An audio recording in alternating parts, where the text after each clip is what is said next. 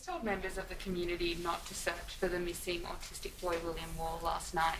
He's 14 and he's missing in bushland because of the 9 p.m. curfew. Do you really think that's acceptable? I'm not sure what advice Victoria Police gave. That's not a matter that I would have been, well, not involved in that, but I'm more than happy to refer your question to Victoria Police. I'm sure they'll be able to speak to that. Even if they didn't give that advice, though, do you think that the curfew's driven so much fear into Victorians that they won't be searching for a missing boy out of fear that they'll get fined because of the curfew? No, I don't believe that's the case at all. But as to, just to go back, you've asked me about something that you say Victoria Police said. I'm telling you, go to speak to them. That's the most important thing to do. They are the ones who can confirm what, if any, advice they gave. On the second broader point that you just made, I don't accept that logic.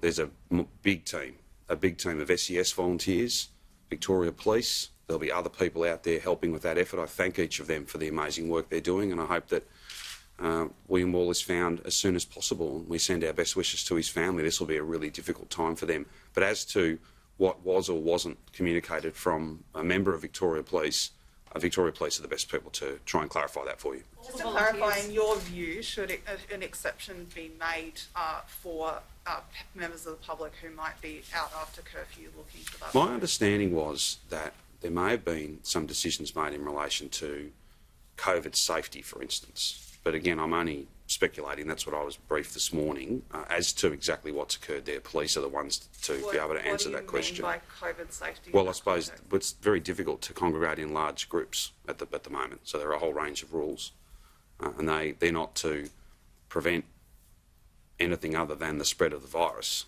But I've got no advice that says that the rules have impeded the amazing work that's being done as we speak, and hopefully they can find him very, very soon. All the volunteers who turned up this morning have been told to go home and instead spread the word on social media.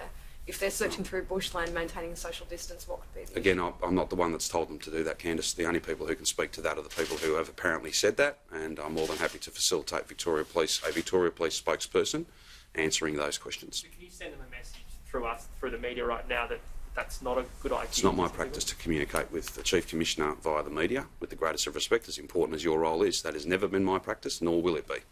So will you call him then? I'm probably better phrase question. No, I'll make sure that my office contacts the Chief Commissioner's office, not the Chief Commissioner, but the Chief Commissioner's office and police media, and makes it clear that there are some questions that have been asked. I'm not in a position to answer them, but they need answering. And I'm very confident that the Chief Commissioner and his team will provide you with the answers that you're after. Should those people have been turned away if all they were doing was going through the bush looking for this again, boy? with respect, I don't know that that's occurred. I know there's some social media reports.